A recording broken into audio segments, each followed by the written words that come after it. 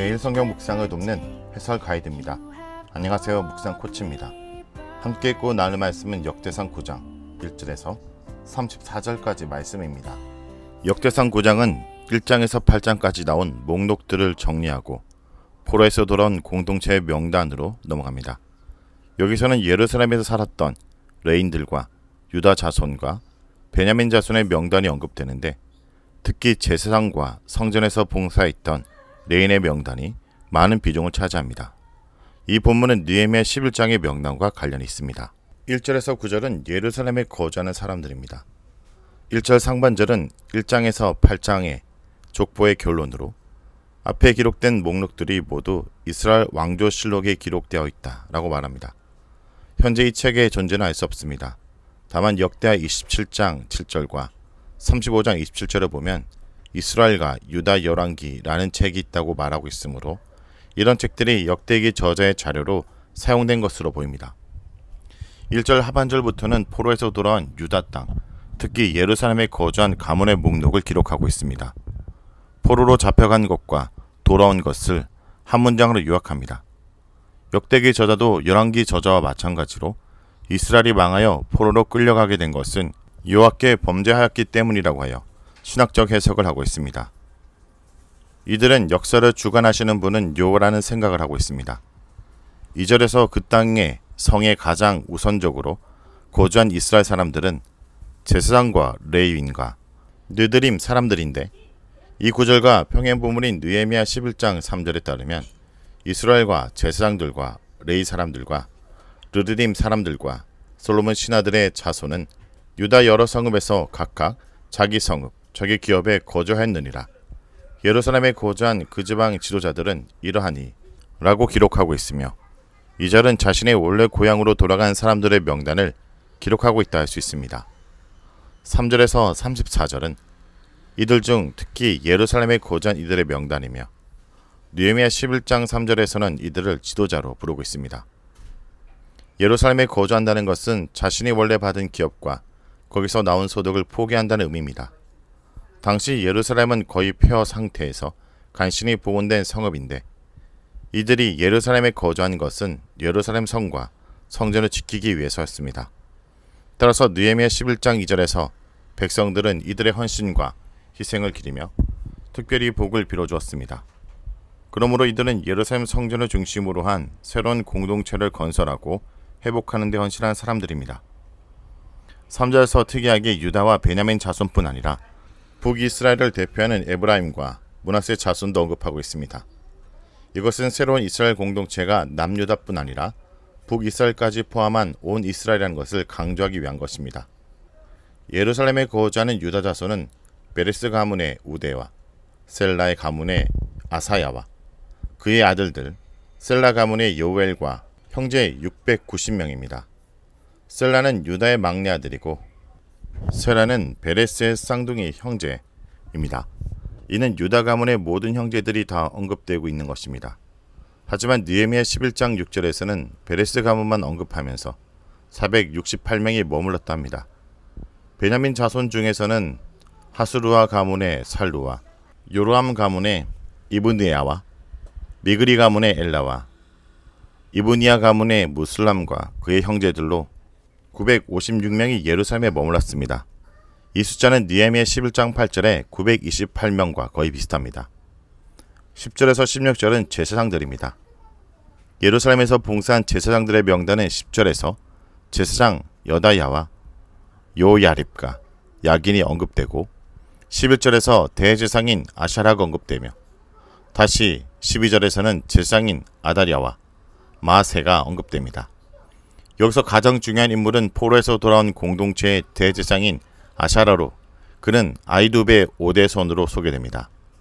느헤미야 11장 11절에서 아샤라는 스라라로 나오는데, 선조가 역대상 9장 11절과 동일하기 때문에 동일 인물로 보아야 합니다.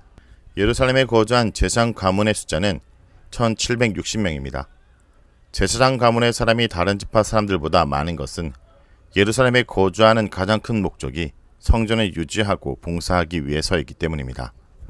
14절에서 16절은 제사장 가문 외 레인들의 명단으로 무라리 가문의 스마야와 아삭 가문의 박박갈과 헤르스와 갈랄과 마따야이고, 여두둔 가문의 오바다와 엘가나 가문의 베레가입니다.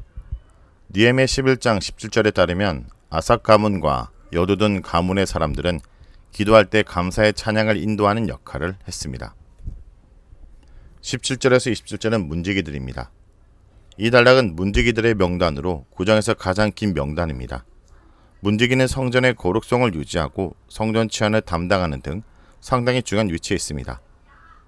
역대기 저자는 문지기인 살룸과 악굽과 달몬과 아이만과 그의 형제들이 문지기라는 것을 소개하며 이들이 이전에 왕의 문 동쪽 곧 레위 자손 진영의 문지기였다 밝힙니다.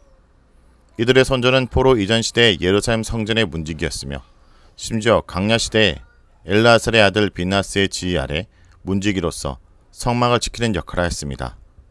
다윗 시대에는 스가랴가 해막 문지기를 담당하였다고 합니다. 즉 엘라살은 아론의 아들이고 비나스는 아론의 손자이기 때문에 이들의 역할은 강야의 성막 시대부터 시작된 것입니다. 사무엘과 다윗 때에는 성막 시대였지만 선택받은 인물들은 성실하게 맡은 역할을 수행하였고 다윗과 사무엘도 그들의 성실함을 인정하였습니다. 현재 문지기를 맡은 사람들은 그들의 후손들입니다.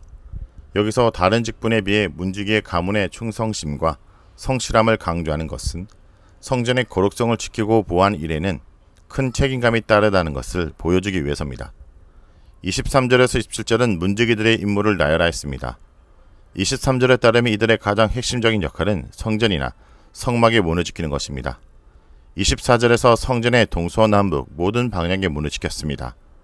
문지기들은 모두 예루살렘에 사는 것이 아니라 예루살렘 근방에 있는 자신의 거주지에 있다가 순번이 오면 예루살렘으로 가서 일주일 동안 임무를 수행하고 다시 자신의 거주로 돌아왔습니다. 문지기들 중에서 특별히 신실한 4명의 우두머리는 재물과 보물을 쌓아두는 곳간을 지키게 하였습니다. 문지기의 마지막 역할은 문을 열고 닫는 일입니다.